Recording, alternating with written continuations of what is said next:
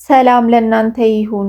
በዓለም ዙሪያ ለምትኖሩ ለሰው ልጆች ሁሉ ዛሬ የማቀርበው የሉቃስ ወንጌል ምዕራፍ 7 ከቁጥር 18 እስከ 50 ድረስ ያለውን ነው። ኑ አብረን እናንብብ። ደቀ መዛሙርቱም ለዮሐንስ እነዚህን ሁሉ አወሩ። ዮሐንስም ከደቀ መዛሙርቱ 2 ወደ እርሱ ጠርቶ የሚመጣው አንተ ነህን ወይስ ሌላውን እንጠብቅ ብሎ ወደ ኢየሱስ ላከ። ሰዎቹም ወደ እርሱ መጥተው መጥምቁ ዮሐንስ የሚመጣው አንተ ነህን ወይስ ሌላውን እንጠብቅ ብሎ ወደ አንተ ላከን አሉት። በዚያች ሰዓት ከደዌና ከስቃይ ከክፉዎች መናፍስትም ብዙዎችን ፈወሰ፣ ለብዙ ዕውሮችም ማየትን ሰጠ። ኢየሱስም መልሶ ሄዳችሁ ያያችሁትን የሰማችሁትንም ለዮሐንስ አውሩለት። ዕውሮች ያያሉ፣ አንካሶችም ይሄዳሉ፣ ለምጻሞችም ይነጻሉ፣ ደንቆሮችም ይሰማሉ፣ ሙታንም ይነሳሉ፣ ለድሆችም ወንጌል ይሰበካል። በእኔም የማይሰናከለው ሁሉ ብፁዕ ነው አላቸው። የዮሐንስ መልእክተኞችም ከሄዱ በኋላ ለሕዝቡ ስለ ዮሐንስ ይናገር ጀመር፣ እንዲህም አለ።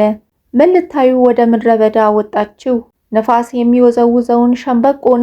ወይስ ምን ልታዩ ወጣችሁ? ቀጭን ልብስ የለበሰውን ሰውን? እነሆ ጌጠኛ ልብስ የሚለብሱና በቅምጥልነት የሚኖሩ በነገሥታት ቤት አሉ። ወይስ ምን ልታዩ ወጣችሁ? ነቢይን? አዎን እላችኋለሁ፣ ከነቢይም የሚበልጠውን። እነሆ መንገድህን በፊትህ የሚጠርግ መልእክተኛዬን በፊትህ እልካለሁ ተብሎ የተጻፈለት ይህ ነው እላችኋለሁ። ከሴቶች ከተወለዱት መካከል ከመጥምቁ ዮሐንስ የሚበልጥ ማንም የለም። በእግዚአብሔር መንግሥት ግን ከሁሉ የሚያንሰው ይበልጠዋል። የሰሙትም ሕዝብ ሁሉ ቀራጮች እንኳ ሳይቀሩ በዮሐንስ ጥምቀት ተጠምቀው እግዚአብሔርን አጸደቁ። ፈሪሳውያንና ሕግ አዋቂዎች ግን በእርሱ ስላልተጠመቁ የእግዚአብሔርን ምክር ከራሳቸው ጣሉ። እንግዲህ የዚችን ትውልድ ሰዎች በምን አስመስላቸዋለሁ? ማንንስ ይመስላሉ? በገበያ የሚቀመጡትን ልጆች ይመስላሉ። እርስ በርሳቸውም እየተጠራሩ እምቢልታ ነፋንላችሁ፣ አልዘፈናችሁምም፣ ሙሾ አወጣንላችሁ፣ አላለቀሳችሁምም ይላል።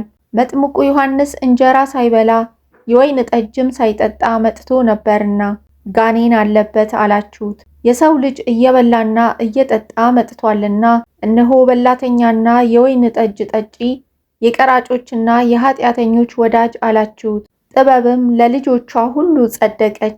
ከፈሪሳውያንም አንድ ከእርሱ ጋር ይበላ ዘንድ ለመነው። በፈሪሳዊውም ቤትም ገብቶ በማዕድ ተቀመጠ። እነሆም በዚያች ከተማ ኃጢአተኛ የነበረች አንዲት ሴት በፈሪሳዊው ቤት በማዕድ እንደተቀመጠ ባወቀች ጊዜ ሽቶ የሞላበት የአልባስጥሮስ ቢልቃጥ አመጣች። በስተኋላውም በእግሩ አጠገብ ቆማ እያለቀሰች በእንባዋ እግሩን ታርስ ጀመረች። በራስ ፀጉሯም ታብሰው እግሩንም ትስመው ሽቶም ትቀባው ነበረች። የጠራውም ፈሪሳዊም አይቶ ይህስ ነቢይ ቢሆን ይቺ የምትዳስሰው ሴት ማን እንደሆነች እንዴትስ እንደነበረች ባወቀ ነበር፣ ኃጢአተኛ ናትና ብሎ በልቡ አሰበ። ኢየሱስም መልሶ ስምዖን ሆይ የምነግርህ ነገር አለኝ አለው። እርሱም መምህር ሆይ ተናገር አለ። ለአንድ አበዳሪ 2 ተበዳሪዎች ነበሩት። በአንዱ 500 ዲናር ነበረበት፣ በሁለተኛውም 50።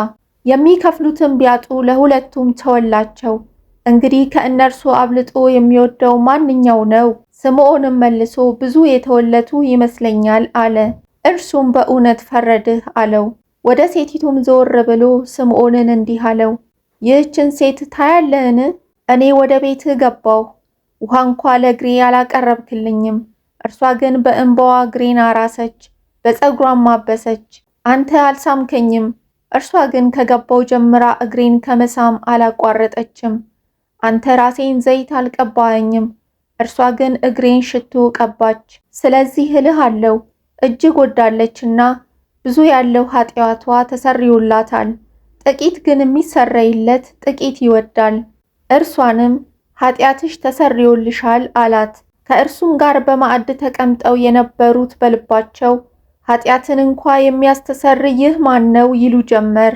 ሴቲቱንም እምነትሽ አድኖሻል፣ በሰላም ሂጂ አላት።